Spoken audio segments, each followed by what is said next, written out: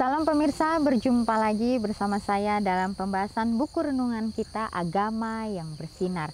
Buku renungan ini menyuguhkan kepada kita suatu cara yang lebih baik menyingkapkan kepada kita suatu kehidupan yang lebih sederhana dan lebih manis.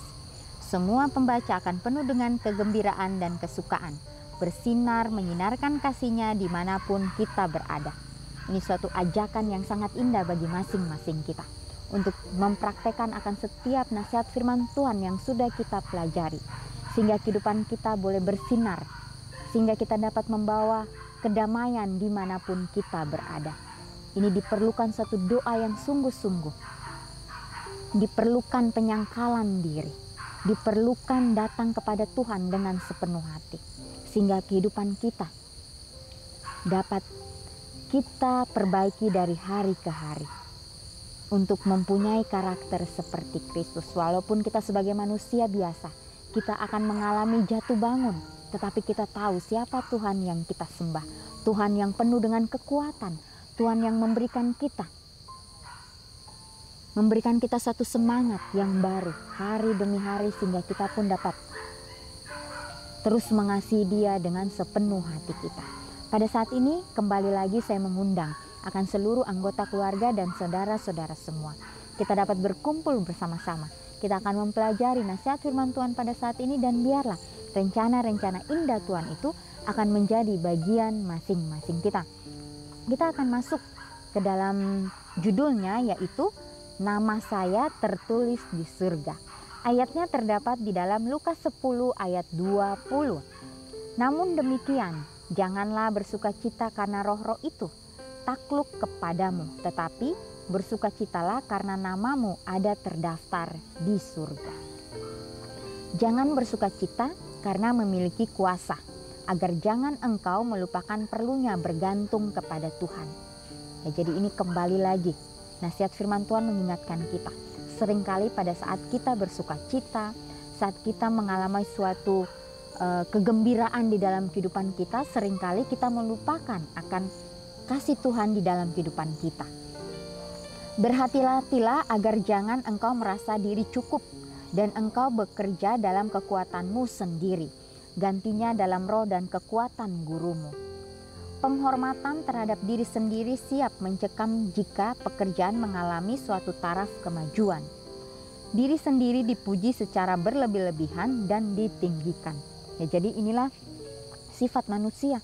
Ya, pada saat mereka mungkin mengalami suatu kemajuan di dalam kehidupan mereka, mereka merasa bahwa diri mereka sudah hebat. Mereka merasa bahwa ini semua oleh karena kerja keras mereka. Mereka melupakan siapa yang memberikan berkat itu, siapa yang sudah menyertai mereka. Ya, jangan sampai kita melupakan akan Tuhan kita. Ya, kembali lagi ajakan untuk kita di situasi apapun yang kita alami. Biarlah kita selalu mengingat Sang Pencipta kita, mengingat akan Guru kita, yaitu Tuhan yang memberikan kita kekuatan. Di sini dikatakan jangan sampai kita memuji akan diri kita sendiri.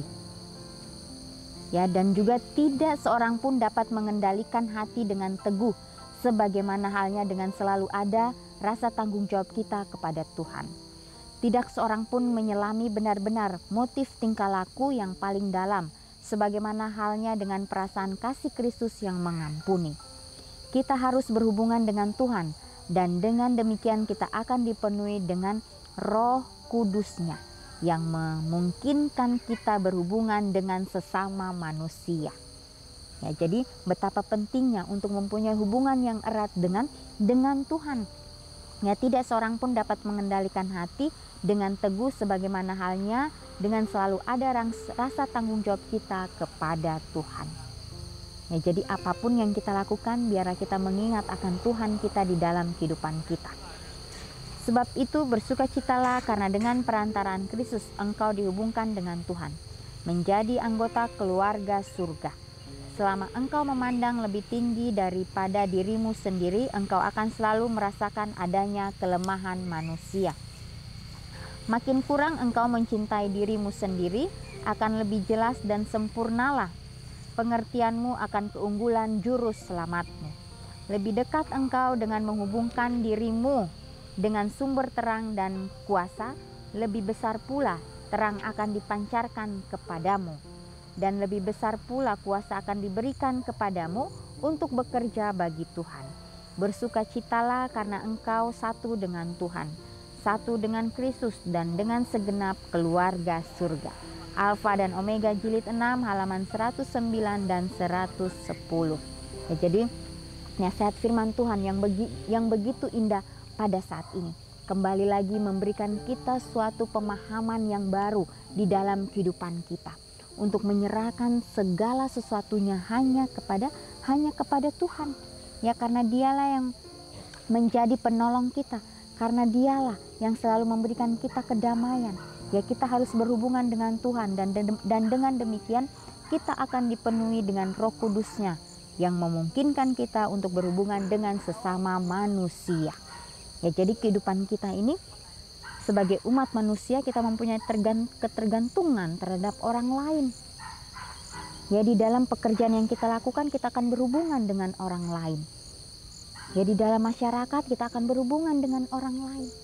Di dalam kelompok kita akan berhubungan dengan orang lain.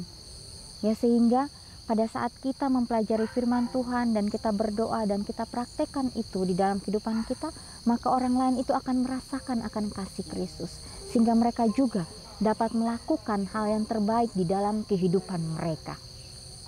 Ya. Jadi betapa pentingnya untuk menyerahkan kehidupan kita sepenuhnya hanya kepada Tuhan. Ya, kalau kembali lagi kita mengingat bagaimana Yesus pada saat dia berada di dunia ini, ya dia juga harus ya mempunyai hubungan kepada orang lain. Ya, sehingga karakternya ini bisa kuat pada saat dia mempraktekannya.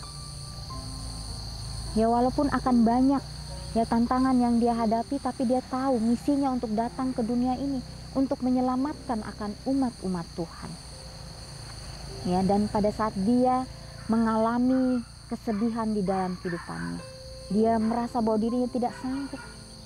Dia selalu pergi di suatu tempat yang sunyi, di alam terbuka. Disitulah dia berkomunikasi dengan Bapaknya, sehingga Bapaknya kembali lagi memberikan dia kekuatan untuk terus maju. Ya, karena saudara-saudaranya pada saat itu yang mempunyai prinsip yang tidak sama dengannya. Ya, sehingga dia harus berjuang sendiri. Yesus hidup di keluarga Yusuf dan Maria selama 30 tahun. Disitulah dia melatih kehidupannya untuk tetap tegar, untuk tetap teguh. Ya, karena dia tahu Bapaknya yang di surga adalah satu-satunya penolong di dalam kehidupannya. Sehingga pada saat dia keluar, disitulah dia dapat merasakan bagaimana pimpinan Bapaknya. Pada saat dia memanggil akan ke-12 muridnya, disitulah dia merasakan akan kuasanya, sehingga murid-muridnya langsung mengikuti dia. Sehingga dia pun dapat membagikan akan setiap pengalamannya kepada murid-muridnya. Dia menceritakan akan kasih Tuhan di dalam kehidupannya kepada setiap murid-muridnya ini. Dan juga bagaimana di sini dikatakan nama saya tertulis di surga. Ya, kalau kita mau nama kita tertulis di sana atau di surga itu, kembali lagi firman Tuhan memberikan kita kekuatan untuk kita terus maju di dalam kebenaran firman Tuhan. Jangan sampai kita melupakan akan kasih Tuhan di dalam kehidupan kita, sehingga kita pun terlena dengan hal-hal duniawi. Yang tadinya kita percaya sepenuhnya kepada Tuhan, kita dibutakan oleh tipu daya si jahat ini. Ya, biarlah pada saat hal itu datang kepada kita, kita boleh selalu siap, boleh selalu siaga. Ya, karena kita tahu bila mana kita membuka celah sedikit untuk si jahat, maka dia akan masuk dan dia akan mempengaruhi setiap tingkah laku kita. Sehingga kita akan menjauh daripada kebenaran firman Tuhan ini.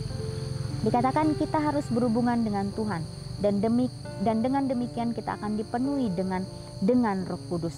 Ya, lebih dekat kita menghubungkan diri kita dengan sumber terang dan kuasa, lebih besar pula terang akan kita pancarkan. Ya, begitu pula dengan judul renungan kita sepanjang tahun ini, bagaimana agama itu akan bersinar. Biarlah kita mau memancarkan terus kebenaran firman Tuhan, dan itu akan menjadi sinar bagi setiap orang yang akan kita temui. Nasihat demi nasihat sudah kita dengarkan, sudah kita baca. Apa yang harus kita lakukan? Ya, bagaimana kita harus mempraktekkan itu di dalam kehidupan kita. Walaupun itu sangat sulit sebagai manusia biasa, tetapi kembali lagi Tuhan memberikan kita kekuatan bahwa Dia akan selalu menyertai kita.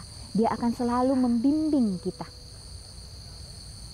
Ya, seringkali kita berkeluh kesah.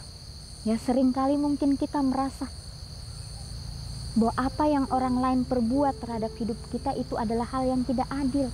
Tetapi kita tahu Tuhan sudah terlebih dahulu menerima ketidakadilan di dalam kehidupannya sampai dia mati di atas kayu salib. Dia sudah mengalami terlebih dahulu. Apa yang kita alami mungkin tidak separah yang Kristus alami pada saat Dia berada di dunia. Ini adalah hal yang mudah. Tetapi bagaimana kita mau bekerja sama dengan Kristus? Bagaimana kita mau menerima akan kasih Tuhan? Ya, karena hal penyangkalan diri adalah hal yang sangat sulit di dalam kehidupan kita. Disitulah ego kita akan kita kesampingkan. Kita tidak memakai lagi pemikiran kita sendiri. Kita tidak memakai lagi kehendak kita sendiri. Hanya kehendak Tuhanlah yang akan kita pakai. Pada saat kita menjalani kehendak Tuhan, disitulah kita akan merasakan kesakitan yang luar biasa. Tetapi kesakitan itu kita jalani itu karena kita tahu itu adalah hal yang benar yang harus kita alami. Disitulah karakter buruk kita akan dikikis, kita gantikan itu dengan karakter Kristus saja. Ya, biarlah nasihat firman Tuhan pada saat ini kembali memberikan kita suatu pelajaran yang begitu indah di dalam kehidupan kita.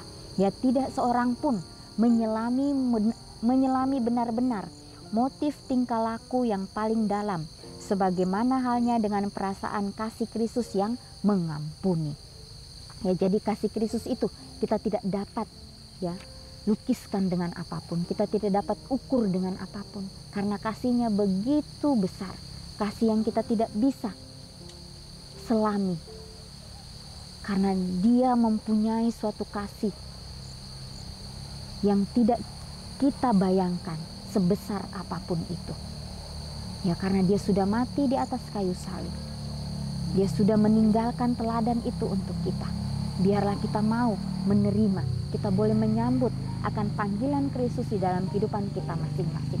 Pada saat Dia memanggil ke-12 muridnya, panggilan yang sama juga diberikan bagi saudara dan saya pada saat ini.